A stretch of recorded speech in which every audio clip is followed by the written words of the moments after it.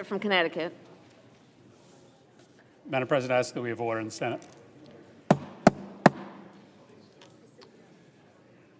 Madam President, Madam Vice President, as we head towards the final hour of debate, I want to just bring us back about 20 feet to talk about the stakes that we are laboring under tonight. I want to talk a little bit about the big picture of why this matters. I know we've changed the rules 160 times in the history of the Senate, but I will submit that it is still an extraordinary endeavor to ask our colleagues to change the rules and traditions of this body. And so here's what I want to say. It is really important to remember that democracy, this idea that every member of our country, every member of the community gets an equal say in the rules that govern us, it is unnatural. Why do I know this? Because I want you to think of every organization in your life that matters. Your workplace. It doesn't give equal votes to every employee as to the direction of the company. Think about your favorite sports team. There's not a vote from all the players about the lineups or the strategy of the team. The Sunday sermon at your church isn't chosen by an online poll of the congregation. I love my kids, but they don't get an equal say with me and my wife about the rules of our house. When you look out over the long stretch of human history, it's no wonder that 99.9% of humans have lived under governments that were monarchies or sultanates or autocracies. Since the beginning of time, human beings have been naturally drawn to, or maybe have been trapped in hierarchical systems where the strong and the powerful make the decisions for everyone else.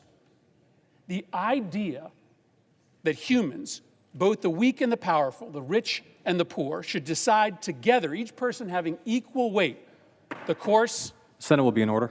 Of their nation, Mr. President, this idea is revolutionary.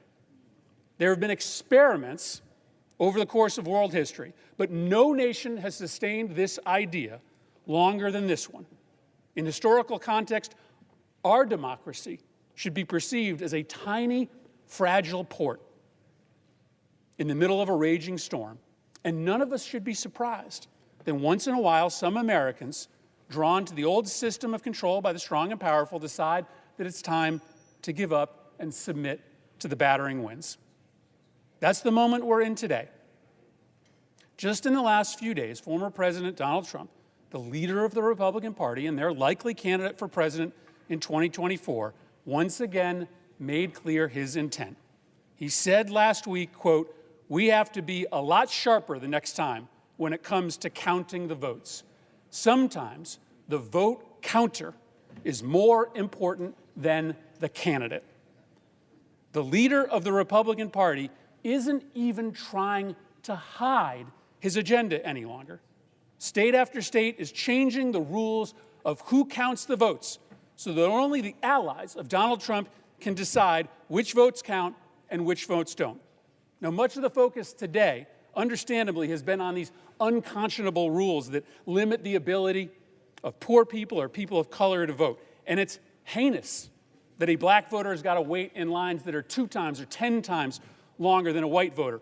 But democracy may actually collapse when Trump's plan to rig the next count succeeds in plain view for everybody to see. He broadcasts that in the next election, the vote counting will be more important than the quality of the candidates. Why? Because the plan is to install Donald Trump as president whether or not he actually wins the election, just like he tried to do after the 2020 election. Can anybody really deny that this is the agenda? Of course that's what he's doing, because it's what he tried to do transparently, unapologetically in 2020. And that's what he's telling us he's going to do in 2024. At some point, we just have to believe what we see and what we hear. And I appreciate Senator Thune coming to the floor earlier today and telling us that he believes that Joe Biden won the election and that when he faced a close election, he submitted to the will of the voters. But Senator Thune is not the mainstream of the Republican Party today. In fact, those that believe Joe Biden won the election in the Republican Party are the dead limbs of an otherwise perfectly healthy tree. The trunk of that tree is Donald Trump and Marjorie Taylor Greene and all those that believe Joe Biden is the illegitimate president. That's what 70% of Republicans believe today. If mainstream Republicans in this body came to Connecticut and held a rally, a dozen people would show up. Marjorie Taylor Greene came to my state a few months ago, and 3,000 Republicans came, more than I've ever seen show up for a Republican, because that's the mainstream of the Republican Party. Today we are voting on a proposal to change our rules so that we can protect our democracy and the rules that have stood for generations to assure that both parties continue to have a role in counting the votes. And while it feels astonishing that not a single Republican is going to join us today, not the Trump cheerleaders, nor the sometimes critics of the former president, maybe it shouldn't be that shocking. Because that natural state that billions of humans have defaulted to over the millennia, the unelected, rich, and powerful being in charge of everything and setting the rules for everyone else, it might square perfectly with Republicans' agenda. For the last decade, the entire legislative agenda here, when Republicans have been in charge, has been about giving more power, more money, more influence to the rich and powerful. They oppose President Biden's agenda to give tax cuts to the poor and the middle class, to cut profits for the drug companies, because it empowers that agenda often the weak and the powerless. Maybe Republicans aren't fighting to protect democracy like Democrats are, because a reversion to a world where just the rich and powerful run the country, it just isn't as scary to that side of this body as it is to this side. I wish it weren't up to us. I wish it didn't have to come to this. I wish it was not only Democrats that see the miracle of our fragile democracy, because the idea that a worker making $12 an hour gets just as much say in the future of their country as the CEO making $12 million a year, it is revolutionary.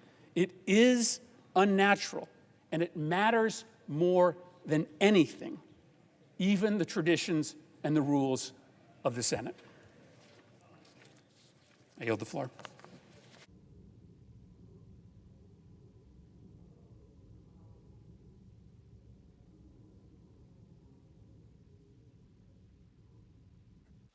Who seeks recognition?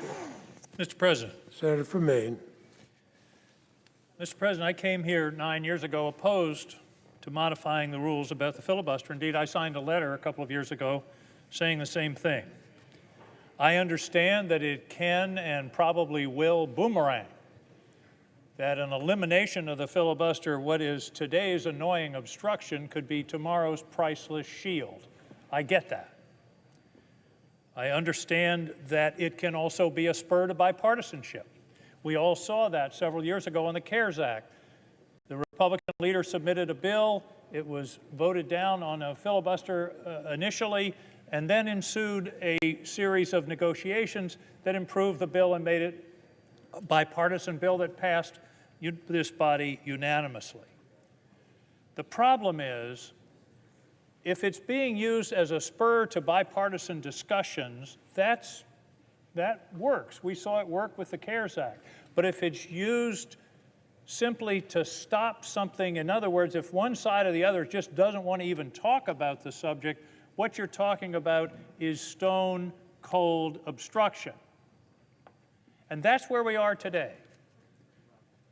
Unfortunately, part of this body just doesn't want to talk about the issue of voting rights. How do I know that? Because we brought up a motion to proceed 3 times and it was voted down 3 times. A motion to proceed to have a discussion about this issue. The only reason we're having this debate today is that the majority leader found a rule that, frankly, I never heard of, that enabled us to bring this bill to the floor. It wasn't because the other side said, oh, let's discuss voting rights. What we have now, Mr. President, is not a filibuster. It's a second cousin once removed of a filibuster. It doesn't require any effort. It doesn't require any speeches. It doesn't require to hold the floor. All it is a dial-in, no-work filibuster. Strom Thurmond would have loved this filibuster. He wouldn't have had to stand here for 24 hours. And I'd venture to say if we had the rules that we have today, we wouldn't have the Voting Rights Act and the Civil Rights Act, because it was too easy to stop anything. That's the problem. We don't really have a filibuster. The real radical change in the filibuster rule was in 1975, when they wanted to go from 2/3 of those present voting to 60 votes, but inadvertently we created the no-effort filibuster. And that's what we have now. I would submit that a talking filibuster, which is what we're going to be proposing in a few minutes, would be the real spur to bipartisanship, because everybody would want to get it over with. The minority would want to get it over with. The majority would want to get it over with and get to the point where there would be discussions. And I believe, listening to the debate today, The senator would suspend, the Senate be in order. There's a lot of conversations going. The senator is entitled to be heard. based upon the discussion today, I think there may be some areas where we can find agreement. The real spur to bipartisanship would be to return to the old filibuster. This is what we're going to be voting on today. And by the way, on bipartisanship, I came here to seek bipartisanship. I'm all about bipartisanship. But it strikes me as one of the deep ironies of this discussion that we are elevating bipartisanship in this body to this exalted position while these laws are being passed entirely on a partisan basis in all of these states across the country. I guess bipartisanship is an important principle in Washington, but in Atlanta and Austin, not so much. I don't get that. I think that's one of the real ironies of this situation. So, Angus, if you came here opposed 9 years ago, why are you changing now? Because what we're talking about today isn't policy, it's structure. Right. It's our democracy itself. Policy can change. If they don't like the policy we pass, they can kick us out and vote other people in. If we change the structure that diminishes the right of people to vote, it's not self-correcting anymore. The system itself is being compromised. That's what we have to talk about. And we're not only talking, most of the discussion today has been voter suppression. There's also what I call voter subversion, purging the officials in charge of elections. This democracy, I would argue, was damn near saved by a guy named Brad Raffensperger in Georgia. They've purged him, or they're going to. They've already purged him out of the system. And they're going to try to purge him out of his job. That's happening, and we talk about giving people the legislature, a partisan legislature, the ability to dismiss voting boards because they don't like what they did. We're going to see more and more voting boards, voting commissioners, certification officials being purged because they don't want to get the results that they don't agree with.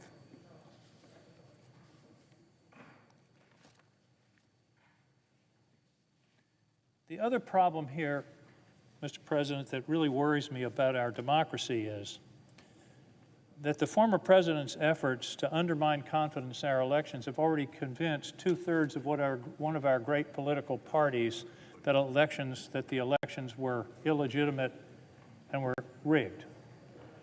2/3 of one of our great political parties now believes that. If these laws that are happening across the country, and they're going to continue happening, and by the way, if we give them a pass today, it's Katie bar the door over the next 6 months, then you're going to disillusion and anger and loss of trust among 2/3 of the Democratic Party and independents, and you're going to have widespread distrust of elections as the way we solve our problems in this country. And if you can't trust elections, what do? I would submit that we saw it on January 6th. Those people had been told that something was stolen from them, and they couldn't trust elections, they couldn't trust the courts, they couldn't trust the media, so they took the law into their own hands. And sadly, if this continues, we will have a broad, widespread loss of trust in our electoral process, and that's when democracy starts to fall apart. Finally, my wife says I say finally too much, it gets people's hopes up. Finally, there are some deeper constitutional issues here. The framers knew fractions. They said it takes 2/3 to pass a treaty. It takes 2/3 to impeach a president. It takes 2/3 to pass a constitutional amendment. It takes 3/4 of the states to pass a constitutional amendment. They knew fractions. They didn't apply any fractions when they talked about the passage of legislation. Why not? Because they knew it would be a disaster to have a supermajority requirement in one of the houses of the national legislature. How do I know that? Because Madison and Hamilton said it explicitly. Federalist 22 by Hamilton, Federalist 58 by Madison. Madison says the fundamental principle of free government, if you have a supermajority requirement, would be reversed. It would no longer be the majority that would rule, the power would be transferred to the minority. You can't have it both ways. It's either majority rule or it's minority rule. And the filibuster was not part of the Constitution. In fact, they expressly and explicitly rejected that idea of a supermajority requirement. It flips democracy on its head. I think we're at a hinge of history, Mr. President. I think we're at a hinge of history where our fragile experiment, and Senator Murphy is right, we're an anomaly in world history.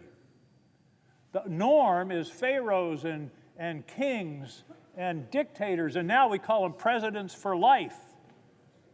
And once people seize power, look at what, and this isn't an academic discussion, this has happened in Hungary, in Turkey, in Venezuela, in Russia.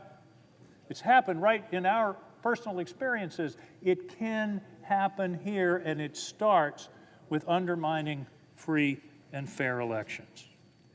In the winter of 1891, the House passed a Protection Act for black voters in the South. The bill was to deal with the egregious voter suppression that was then sweeping the South in the wake of the Civil War. The bill came here and died due to a filibuster. That filibuster echoed in this country for 75 years. It took 75 years to correct the mistake that this body made with that filibuster in the winter of 1891. We're not talking about abolishing the filibuster. We're not talking about a carve-out. We're talking about allowing this body, requiring this body to debate, to argue, to make their arguments, as long as it takes. And then at the end, when the debate is exhausted, all of us have had the opportunity to speak twice, then we have a vote. And we pass legislation on the same basis that it's always been passed by a majority. Cloture has nothing to do with the passage of legislation. It's always been by a majority. Mr. President, I pray that we don't look back on this day and realize the level of the mistake that they made in 1891. Abraham Lincoln's words ring today as they did when he came to this body in December of 1862. He said, "Fellow citizens, we cannot escape history." We of this Congress and this administration will be remembered in spite of ourselves. No personal significance or insignificance can spare one another of us. The fiery trial through which we pass will light us down in honor or dishonor to the latest generation. The fiery trial through which we pass will light us down in honor or dishonor to the latest generation. Mr. President, I yield the floor. The senator from Virginia. Mr. President, I'm glad that a number of my Republican colleagues are in the chamber because I'm going to speak very briefly just to reassure you. I am not so immodest that I believe I'm going to persuade you, but I do want to try to reassure you. We're going to take up a rules reform proposal that will not blow up the Senate. We're going to take up a rules reform proposal that will not abolish the filibuster, that will not weaken the filibuster. We're going to take up a proposal that will show you, even if you're not persuaded, but I believe it will show you that we've been listening to you, that we've been listening to all our colleagues as we try to come up with a rules reform proposal to let us address the voting rights issue. I'm glad to see Senator Collins and Senator Coons here on the floor. You helped put together the 2017 letter that many of us signed, and it's very carefully worded in its 2 paragraphs. And what you got us to join together as bipartisan senators to express was our united determination to preserve the ability of members to engage in extended debate when bills are on the Senate floor. Extended debate when bills are on the Senate floor. And that's what our rules reform proposal will do.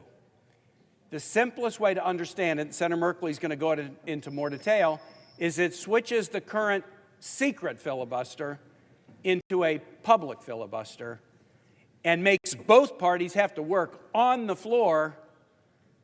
The majority have to work and the minority have to work on the floor to get the kind of extended public debate that we joined together to seek in the letter in 2017. Let's face it, we don't really do this.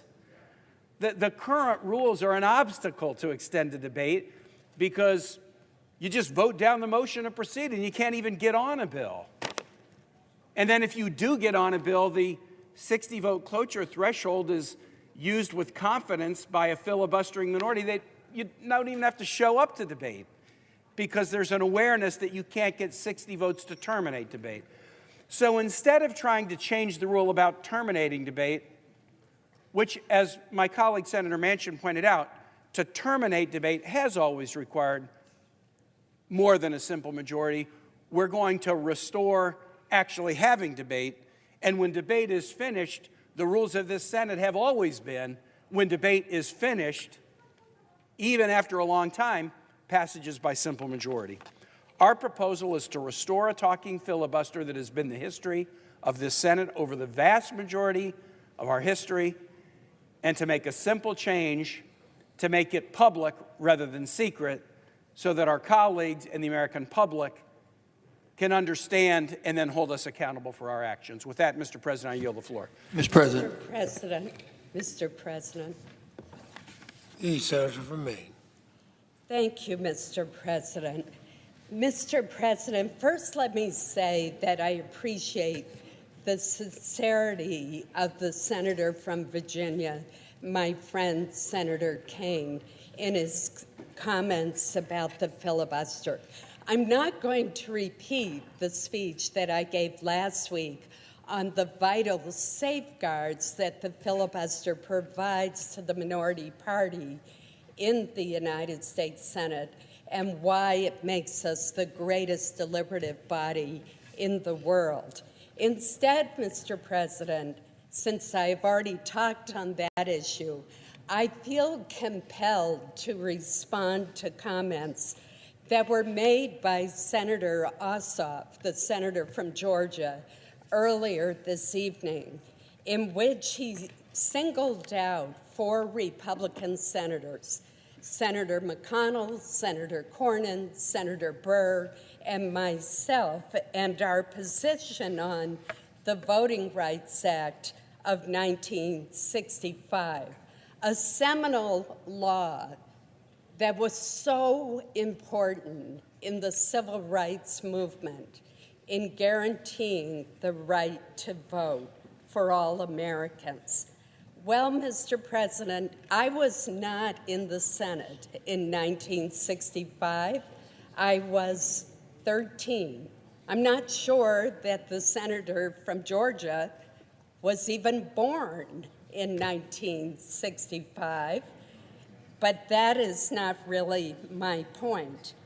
My point is that of me, the senator from Georgia, Mr. Ossoff, said, Senator Collins previously said that this bill will ensure that voting rights afforded to all Americans are protected, but not anymore.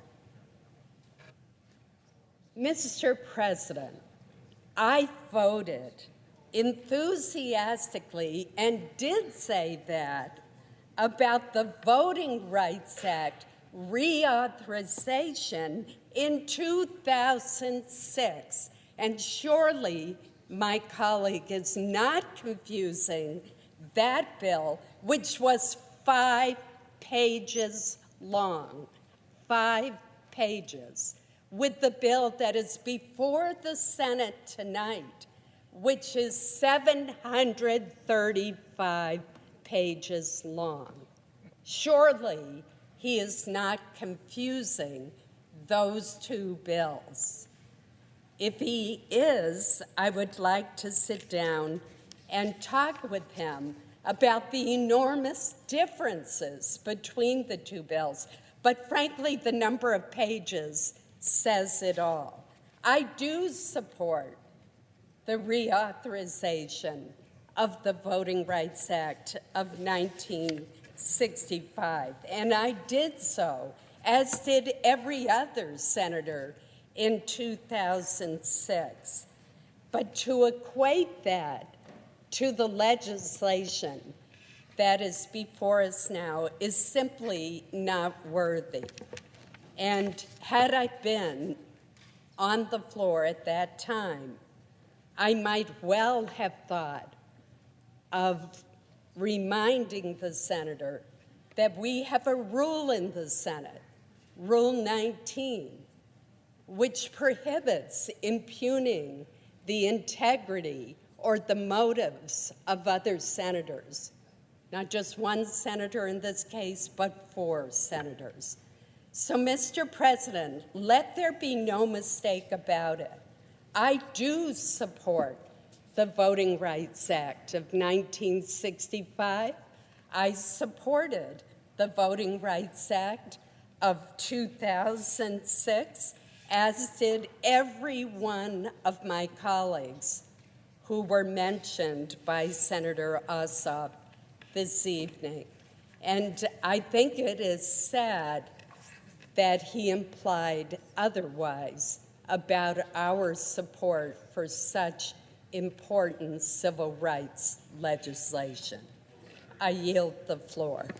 Mr. President. Who seeks? Mr. President. Oh, the senator from Georgia, I'm sorry. Thank you, Mr. President. Briefly, Mr. President, responding to the comments from Senator Collins from Maine, a senator for whom I have great respect and whose reputation for bipartisanship, for substance, for a thoughtful, statesperson-like and patriotic approach to legislation precedes her.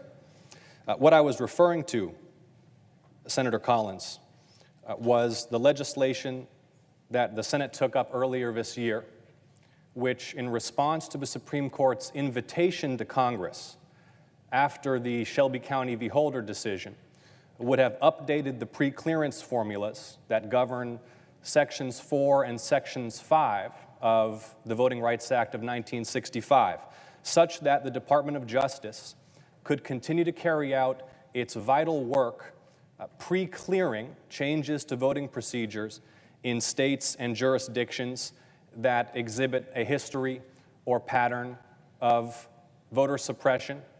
And that is an obligation that I believe this Congress has. The Supreme Court, in fact, invited us to carry out that obligation. And the Judiciary Committee, under Senator Durbin's leadership, carefully crafted legislation that we believed responded to the Supreme Court's invitation to do just that. And respectfully, Senator Collins, representing the state of Georgia, where, as I mentioned earlier, we've faced a wave of bills and now law which everybody in my state knows are intended deliberately to disproportionately impact certain communities, laws that prior to the Shelby County decision would have been subjected to Department of Justice preclearance. I believe more strongly than ever that preclearance is necessary. And what I was respectfully noting, Senator Collins, without any implications with respect to your motives or integrity, was what I believe to be an inconsistency between voting consistently to reauthorize the Voting Rights Act of 1965 and lauding it as a signature civil rights achievement, but then voting not even to allow debate in this body on the legislation that was created to respond to the Supreme Court's invitation to uphold its preclearance provision. I yield. Mr. President. Senator from Maine. Mr. President, let me just note that the Federal Department of Justice, under Section 2 of the Voting Rights Act, has challenged the law of the state of Georgia and the state of Texas. So the idea that somehow the Justice Department no longer has authority to challenge laws with which it disagrees or regulations or practices is simply not accurate. Section 2 of the Voting Rights Act provides that authority. It is in effect, and the Department of Justice, rightly or wrongly, has invoked it. Mr. President, Senator from Georgia. I know we have other business to attend to in an important debate on procedure if it's ongoing, but I want to note with respect to my colleague from Maine that Section 2 of the Voting Rights Act is not the entirety of the Voting Rights Act.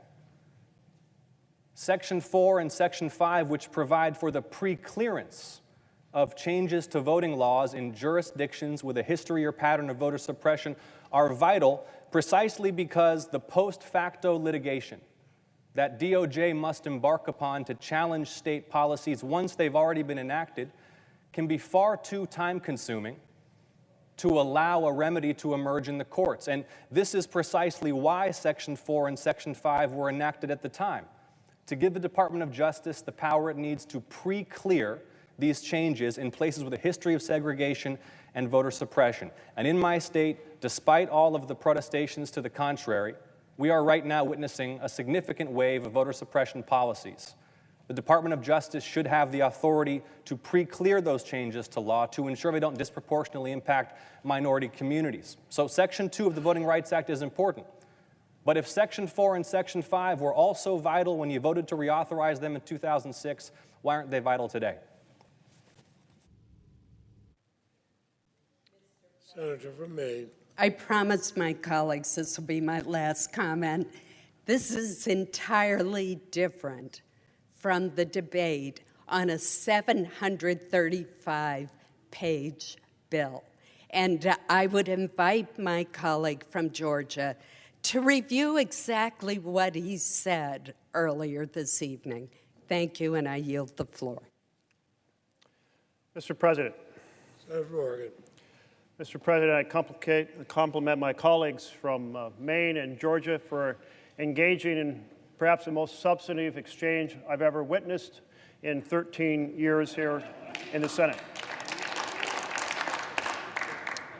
Earlier this evening, one of my colleagues from across the aisle said, "Why are we going down this road?" And there have been similar questions. Why is this so important? Why is this bill so important? And I'll answer simply this, that dark money corrupts elections. If you and I donate more than $200 to a campaign, we are recorded. But if extraordinarily wealthy individuals donate hundreds of millions of dollars, they can do it with no attribution, corrupting the elections across this country. Gerrymandering corrupts the system of equal representation.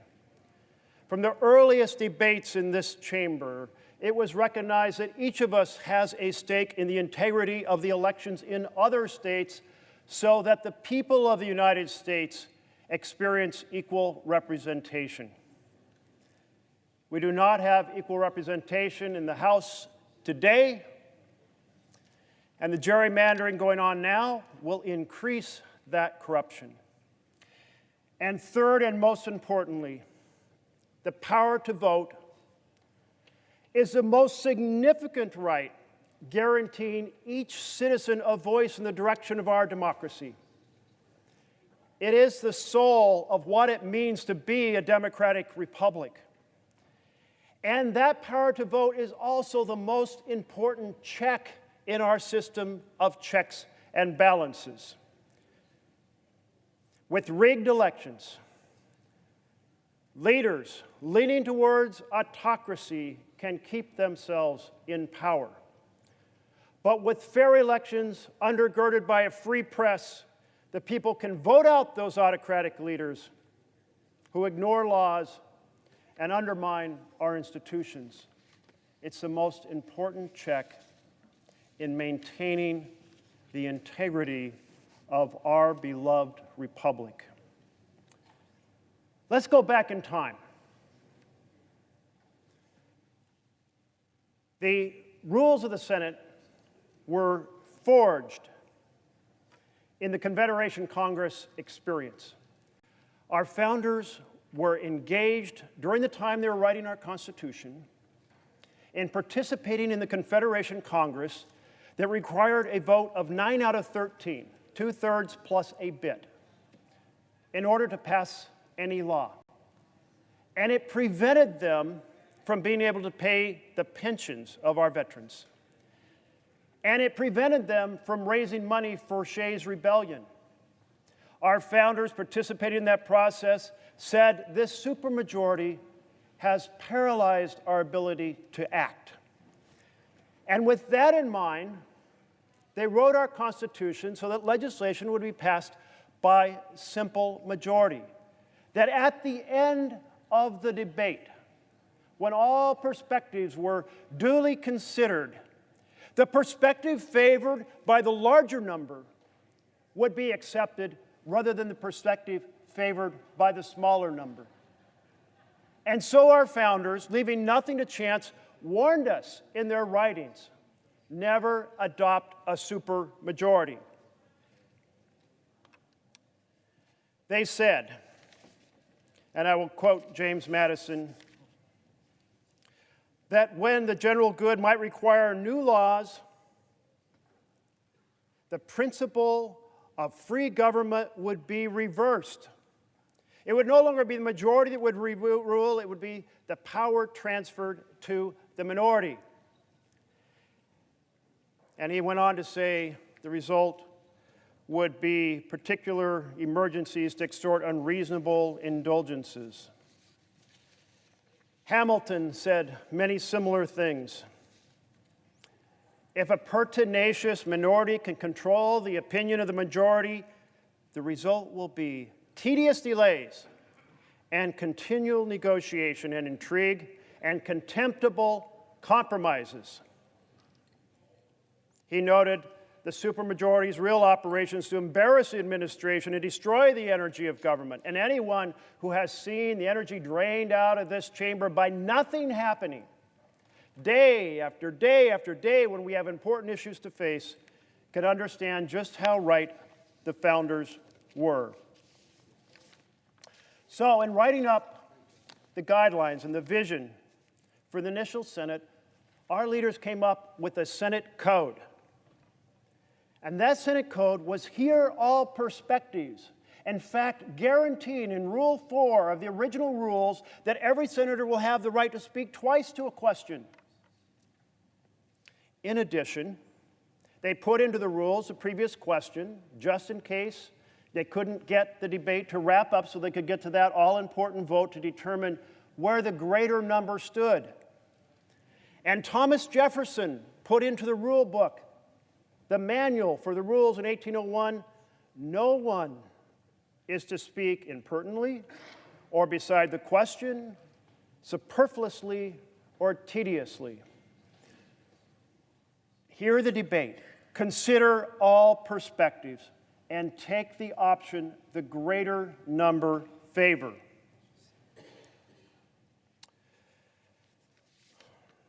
That Senate code endured in a powerful fashion for a very long time.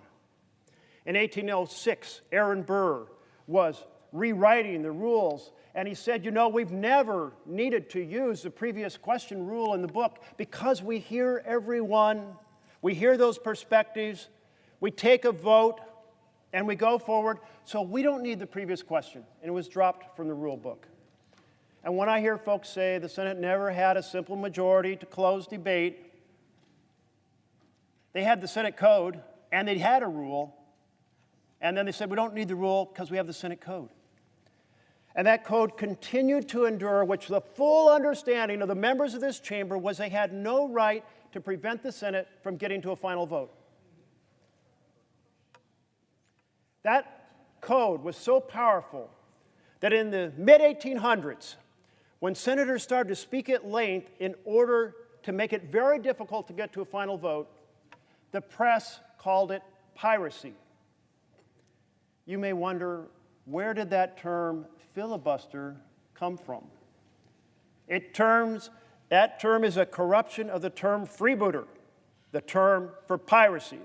The piracy was senators breaking the Senate code. That was the piracy. But still, it happened on rare occasion, and the code was stretched, but not really broken through the 1800s, except on civil rights.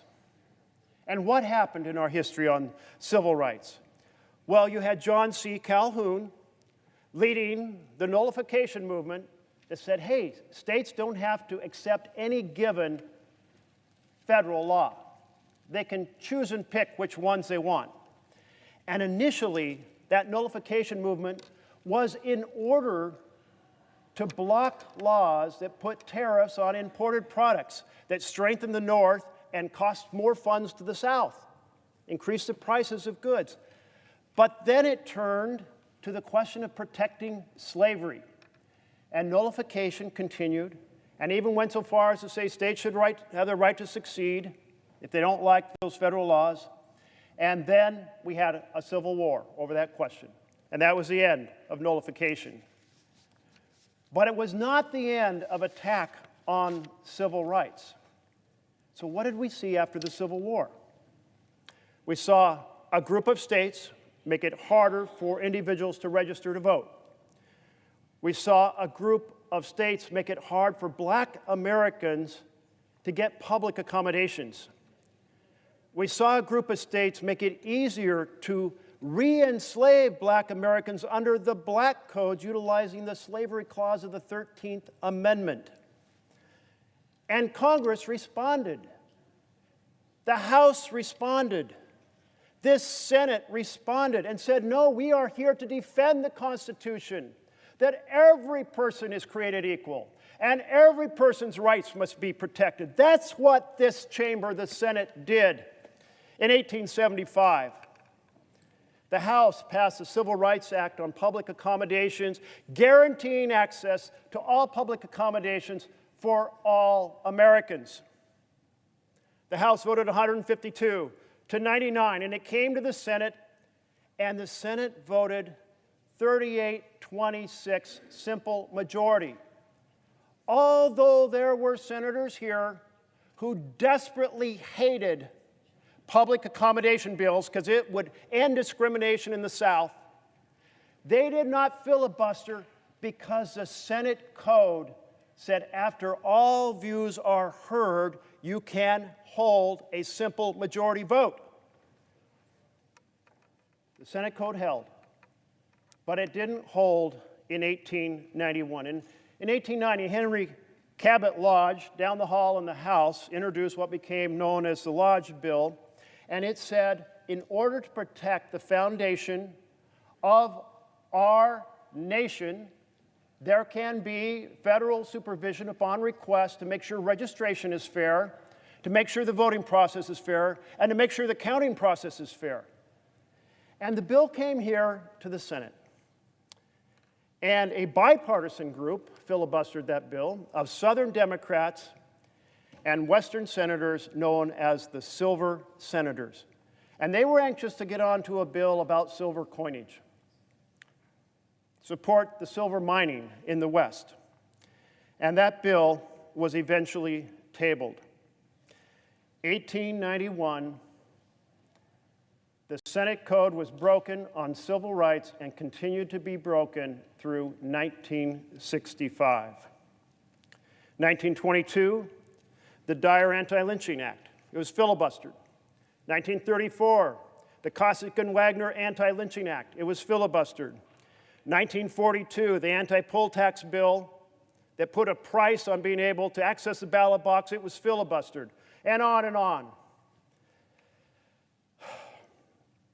With the exception of a one-week delay in a bill for arming commercial ships in 1917, virtually every filibuster was to deny black Americans the right to vote because in lieu of nullification, there had to be a strategy for certain senators to make sure that black Americans didn't get their civil rights. That is the sorry chapter of that part of our American history. 3 generations through 1965 paid the price of denied opportunities. The Senate Code on every other issue essentially survived until 1971 within our lifetimes. 1975-71, we started to see the filibuster go to not just 1 or 2 filibusters a year, but to 12, a dozen. Imagine that. And 1974 to 32. And that was just so outrageous because each one takes up a week. And so this Senate said that is unacceptable. So we must reform the rules. And it led to the March 1975 rule reform where they went from 2/3 of those voting to 60 members voting. Well, the result is that law backfired. To quickly look at it, cloture on amendments, each one taking up a week, expanded from some 6 times an entire decade in the 1960s to 143 times in the 2010s. From motion to proceed, which is the ability to prevent debate from ever happening. So the filibuster to promote debate was used to kill debate on the motion to proceed. It was used 10 times in the 1960s, 175 times in the 2010s. And on nominations, it went from once in the 1960s to 545 times in the 2010s. And how did it happen that it expanded in the 2010s? Well, it happened because the Republican majority, the Republican minority, decided that they were going to obstruct as many of President Obama's nominations as possible. And the Democrats did the same thing to President Trump.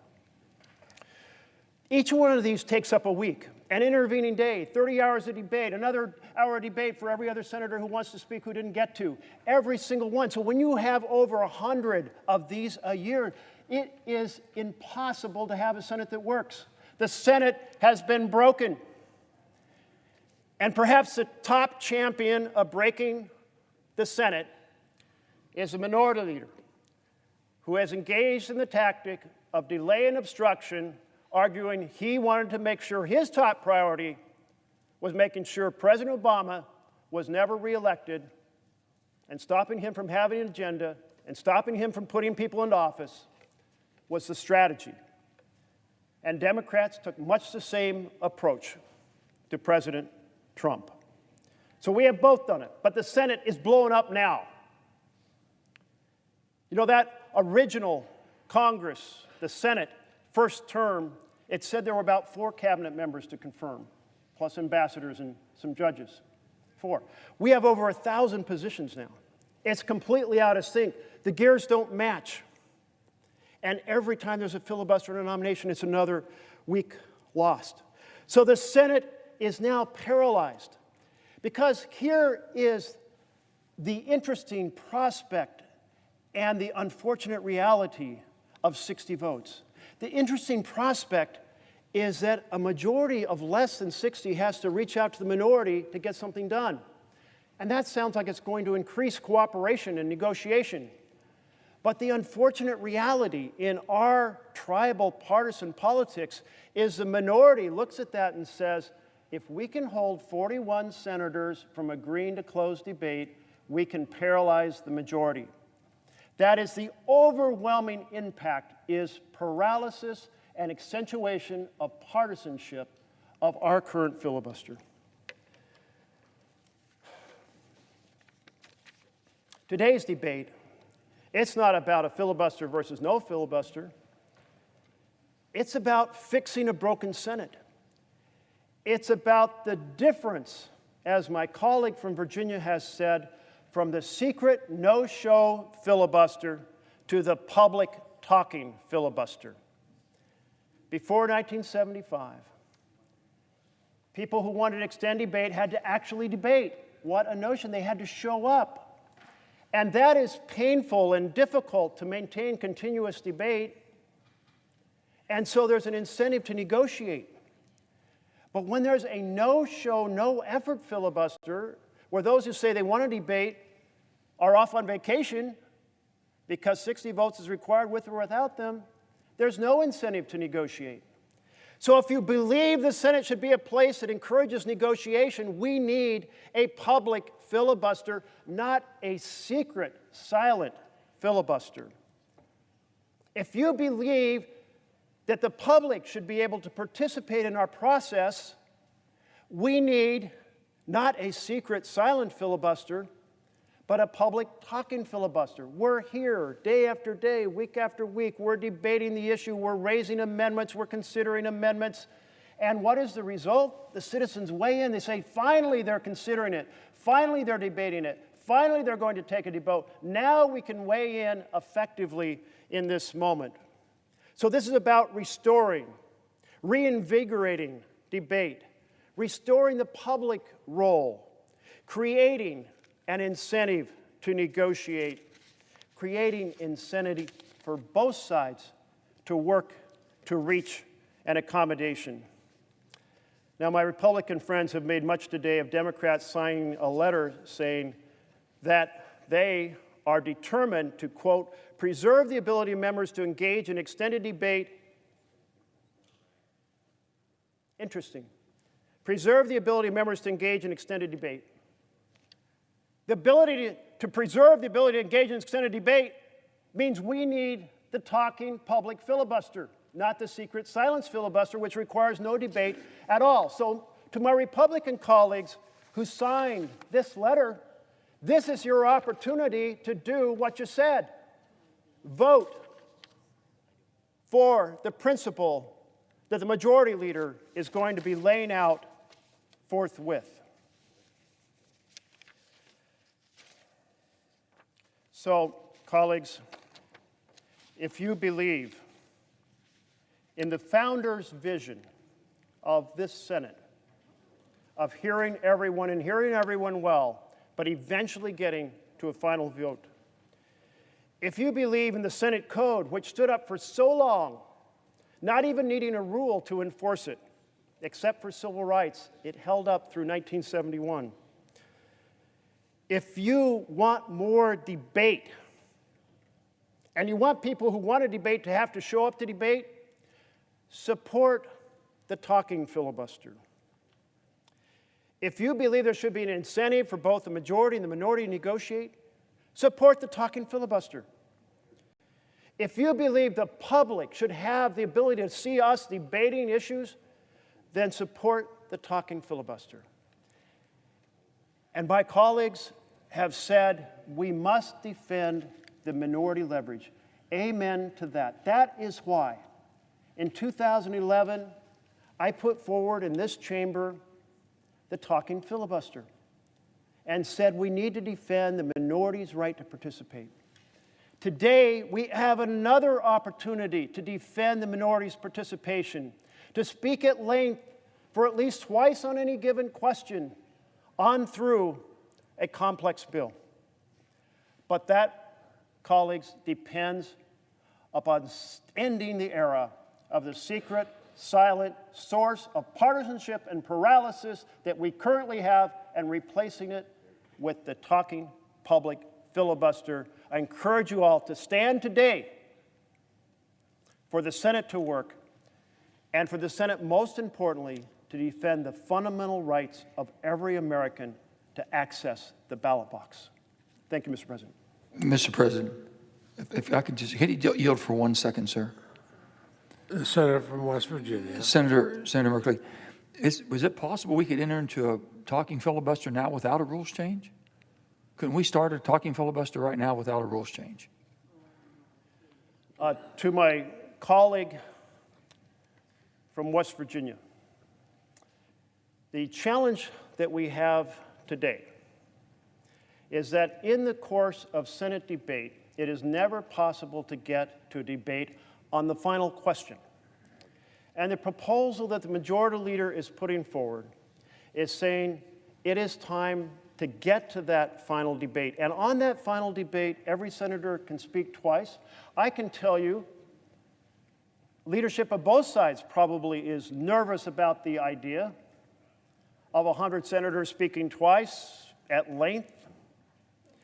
But that is the single innovation of the talking filibuster, is to say that there will be a purity debate in which we will consider final passage with all 4 of the mechanisms that currently exist, 3 that were created at the foundation.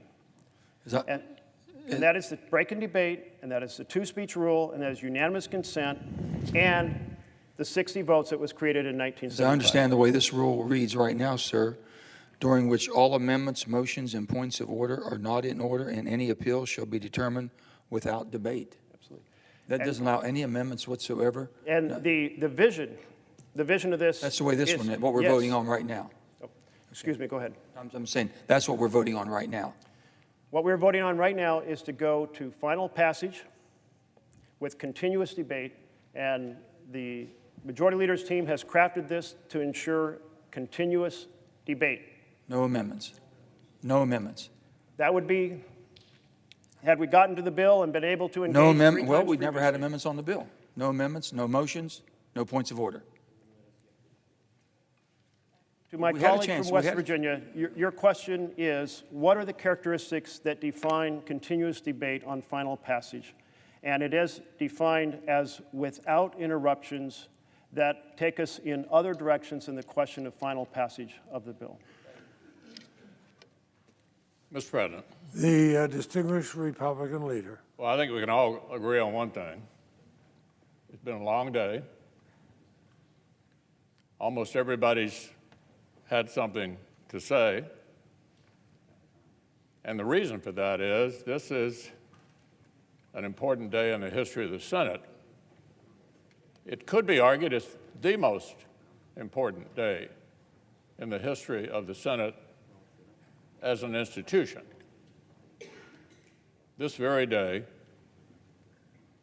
that we are just wrapping up is in all likelihood the most important day in the history of the Senate as an institution. This evening, fewer than 60 senators voted to advance a piece of legislation, so it didn't move forward. It's pretty common around here. Happens frequently. In fact, it happened less than a week ago, as we know, when our Democratic colleagues used the 60-vote threshold to block sanctions against Putin's pipeline. In 2020, the Democrats used the filibuster multiple times to delay the CARES Act, kill Senator Tim Scott's police reform bill, block bipartisan protections for unborn children. Senate minorities can apply the brakes to small majorities. Senate minorities can apply the brakes to small majorities. This institution makes major changes earn major buy-in. This institution requires that major changes receive major buy-in. For decades, Americans on all sides acknowledged this. Believe it or not, 15 years ago, several of us were here 15 years ago, there were 180 civil rights organizations, 180 civil rights organizations weighed in support of the filibuster. Because at that particular point, the filibuster was being used to stop judges appointed by Bush 43. So over 100 civil rights organizations wrote us a letter saying the filibuster is indispensable.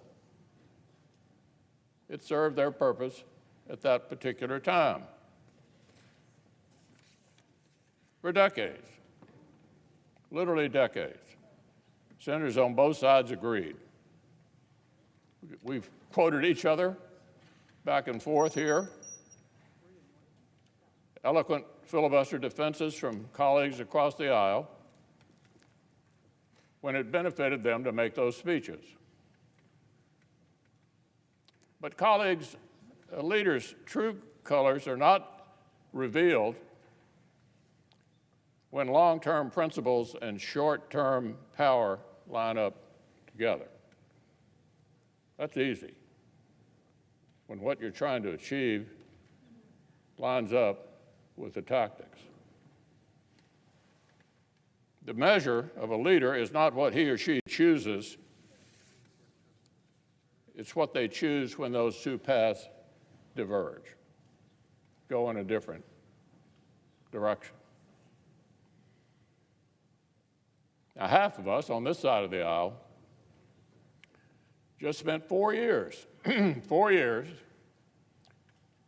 when we were in the majority and we had a president of our party asking us to do what they're trying to do tonight, and we had a one-word answer. No. No.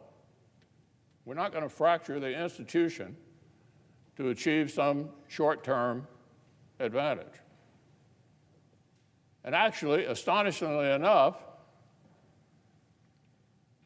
Grassley was here then. In 1994, the best Republican off-year election, arguably in American history, took the House for the first time in 40 years, got the majority back in the Senate. Tom Harkin, Chuck Grassley's colleague from Iowa, a Democrat, on day one of that session, through the regular order, offered a rules change to lower the threshold to 51. So who would have benefited from that? This brand new, enthusiastic majority, just having swept the country, would have been the principal beneficiaries of lowering the threshold to 51. Not one single Republican in the new majority voted to give themselves an advantage that would break the Senate. Not one. So we've been consistent on this side of the aisle in support of this institution as long as I've been here.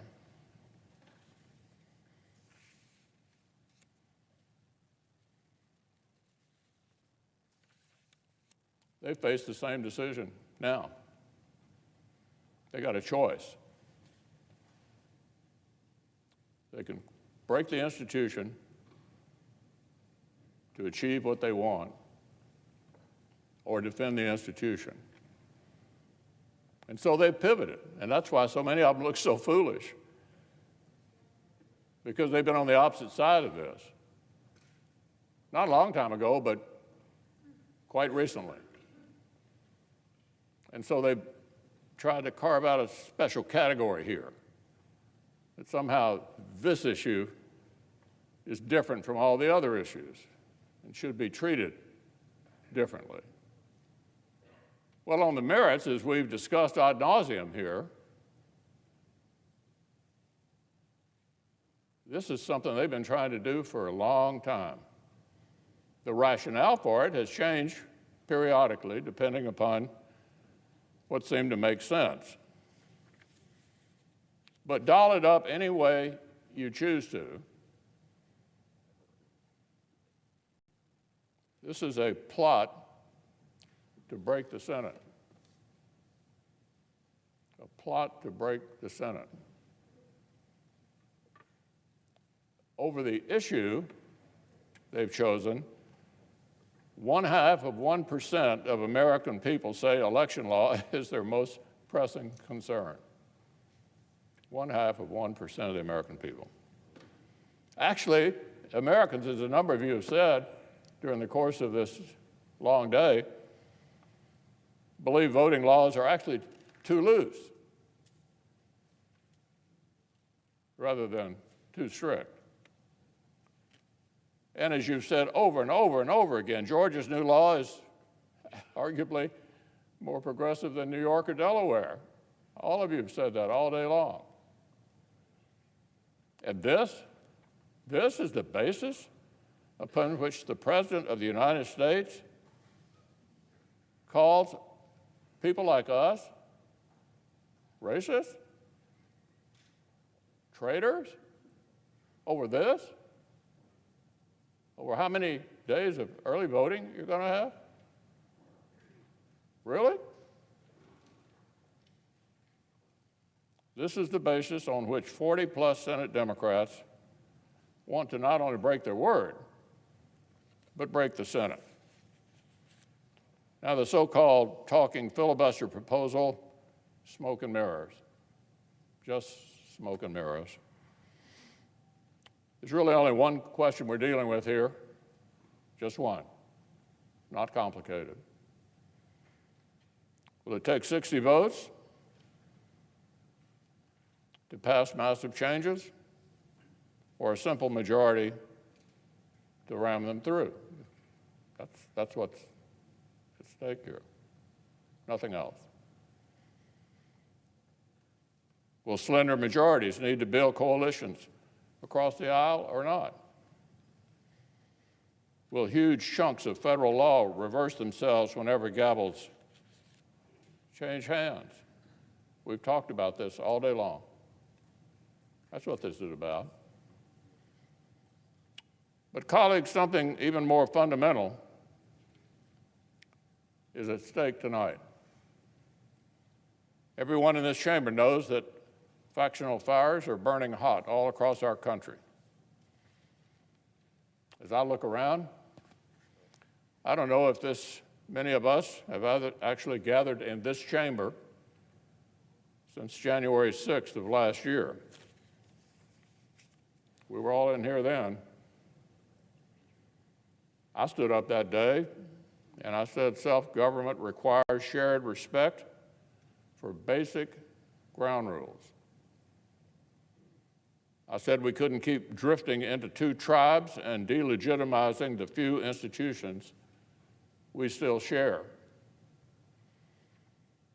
Yes, the divisions run deep. Compromise is certainly challenging, but it would not serve a divided country if two factions take turns ruling over one another with an iron fist. Here is a solution for a divided country: thoughtful compromise everywhere we can agree, And when we can't agree, it just doesn't happen. The American people are closely divided. We're reflected here with a 50-50 Senate for the longest time in American history. There's not a mandate to fundamentally transform America into something it's never been. Not what the voters voted for. Got here a narrow majority trying to jam through one after another proposals to fundamentally turn us into something we've never been. Well, here's the good news. The framers custom built the Senate to stop this kind of thing. That's why this institution was constructed in the first place.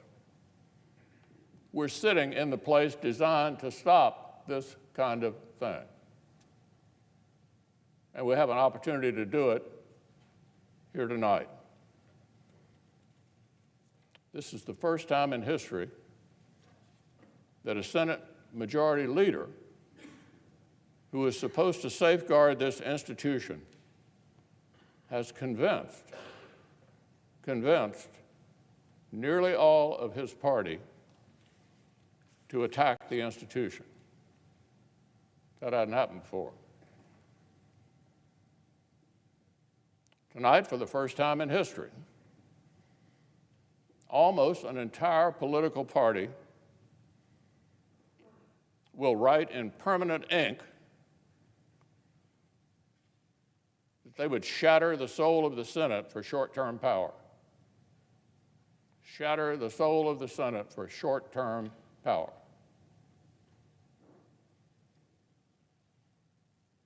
But a brave bipartisan majority of this body is about to stop them. About to stop them. We'll stop the Democratic leader from silencing the voices of millions upon millions of Americans who have a right to be heard in this chamber, many of them represented by us who come from small states. They derisively look down on us as a flyover territory, a place nobody wants to stop. The Senate was designed to represent those people. Every state gets 2 senators. Some states have only 1 House member, but 2 senators. We're here to protect Middle America. And the supermajority threshold in the Senate makes that even more possible. So they can't run roughshod over us. They can't run roughshod over us and the people we represent. When our country needs leaders to fight the fires of factionalism, almost half the Senate over here wants to literally dump more gasoline right on top of it. When our institutions needed defending, a sitting president and a majority leader have made smashing the Senate an unofficial part of their party's platform. The President of the United States and the majority leader of the Senate have made breaking the Senate a central part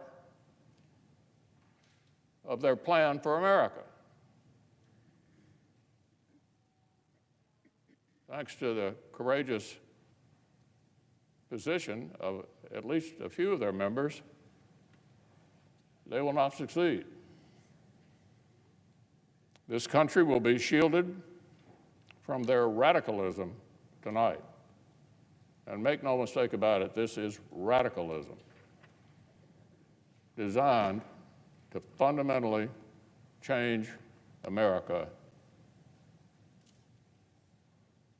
in every conceivable way to the disadvantage of virtually all of the constituents represented by people on this side of the aisle, and theirs as well, if they were willing to admit it.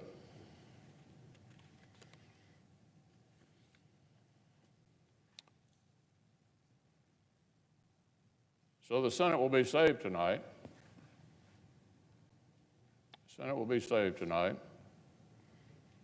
America can breathe a sigh of relief. This radicalism will have been stopped. And it's a good day for America. I yield the floor.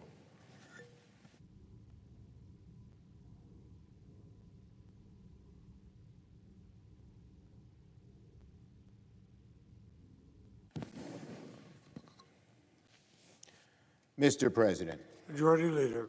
Thank you, Mr. President. Quote, the denial of this sacred right to vote is a tragic betrayal of the highest mandates of our democratic tradition. A tragic betrayal of the highest mandates of our democratic tradition.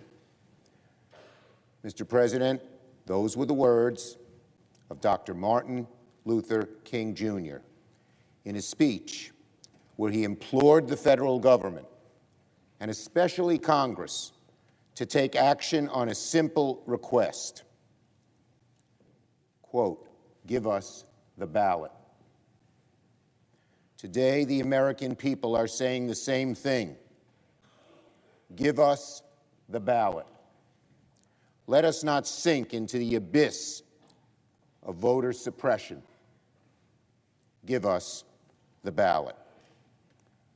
A few hours ago, this chamber, with the eyes of the nation upon it, and with the evidence of voter suppression laid bare before it, with very little refutation from the other side, they don't discuss the issues going on in the states, took a vote to move to final passage on the Freedom to Vote Act and the John Lewis Voting Rights Advancement Act. It received 50 votes, and with the Vice President, we would have had a majority. Unfortunately, under the current rules of the Senate, the door is closed to moving forward on these laws, so much part of the core values of our country. But make no mistake, on voting rights, inaction is not an option. Inaction is not an option. And now the Senate must rise to the occasion. The only way to achieve our goal of passing voting rights, ending dark money, and ending partisan gerrymandering is by changing the rules, because our colleagues from the other side of the aisle don't want to join us in these noble endeavors. This evening, we have proposed a modest, one-time change of Senate rules to establish a talking filibuster for this voting rights legislation. It fundamentally says if you want to block something as sacred as voting rights, you must do it out in the open. You must debate it and show the American people where you stand. You can't sit in your office and block everything. In short,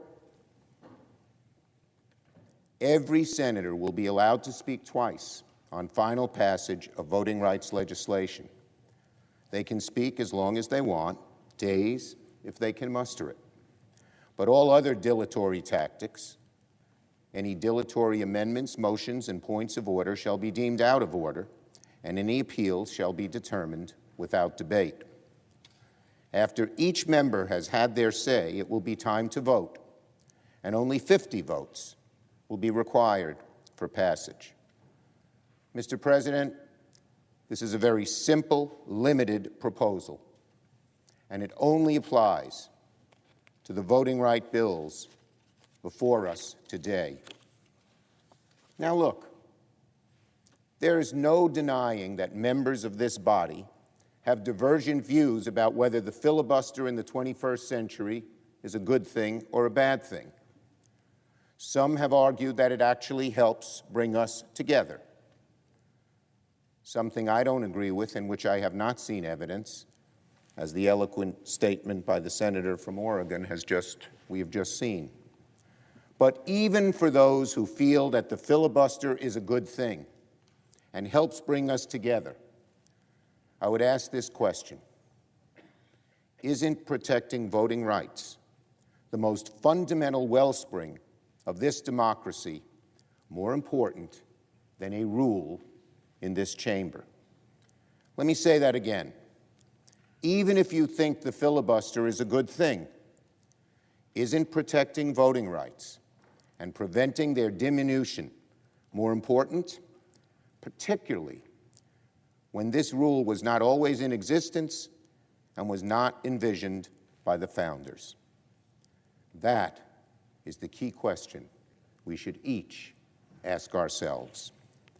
To be clear, minority rights are a vital feature of this chamber, but the Senate was never envisioned to allow an absolute minority party veto. Never. In fact, the founders expressly rejected the inclusion of a supermajority requirement for the Senate. Hamilton called the idea poison. If there's anything undermining the spirit of the Senate today, it's frankly the way things work right now. It's time for the Senate to adapt, to meet the challenge of the modern age. Robert Byrd himself recognized this truth, that Senate rules must sometimes change. And our proposal today is a limited, carefully tailored step we can take to make the rules of the Senate achieve this body's original purpose. Finally, there are some who fear the consequences of passing this bill with no support from the other party. I would certainly prefer Republicans work with us on this issue, and voting rights has always been a bipartisan issue in the past. But we must be honest. We have made many earnest efforts to draft and debate bipartisan legislation that deals with voter suppression, dark money, partisan gerrymandering. But those efforts by many members of our caucus have come up with no takers. The old GOP worked with Democrats on voting rights for decades, but unfortunately, that is not the case today. In the words of the late Senator Wagner, whose seat I hold, delivered on this floor nearly 80 years ago, quote, "Unity in a democracy is not achieved by sidestepping and ignoring issues. That is false unity. That is only the illusion of unity. Unity in a democracy is the unity which is achieved by facing issues, by threshing out our differences, and by standing upon the decision of the majority. Again, unity in a democracy is not achieved by sidestepping issues." Fittingly, he spoke those words in the face of a filibuster on the anti-poll tax legislation. Tonight, let us sidestep voting rights no more. The question before the Senate is how we will find a path forward on protecting our freedoms in this turbulent 21st century. The only choice to move forward on these vital issues is to change the rules in the modest way we have proposed. My colleagues, history is watching us. Let us choose in favor of our democracy. Let us stand up and defend the precious right to vote. Now, Mr. President, I move to proceed to the motion to reconsider the vote by which cloture was not invoked on the motion to concur in the House amendment to the Senate amendment to H.R. 5746, the Freedom to Vote John R. Lewis Act. And the question is on the motion to proceed to the motion to reconsider. Mr. President, I make a point of order that for this message from the House, with respect to H.R. 5746, the only debate in order during consideration of the message be on the question of adoption of the motion to concur in the amendment of the House. Further, that no amendments, motions, or points of order be in order, and that any appeals be determined without debate. Following the rules of the Senate, the point of order is not sustained as it is a compound motion that would require consent. Mr. President, I appeal the ruling of the chair. The question is, shall the ruling of the chair stand as the decision of the Senate? I ask for the yeas and nays. Is there a sufficient second? There appears to be, and there is, and the clerk will call the roll. Ms. Baldwin. Mr. Barrasso. Mr. Bennett. Mrs. Blackburn. Mr. Blumenthal. Mr. Blunt. Mr. Booker. Mr. Bozeman. Mr. Braun. Mr. Brown. Mr. Burr. Ms. Cantwell. Mrs. Capito. Mr. Cardin. Mr. Carper. Mr. Casey.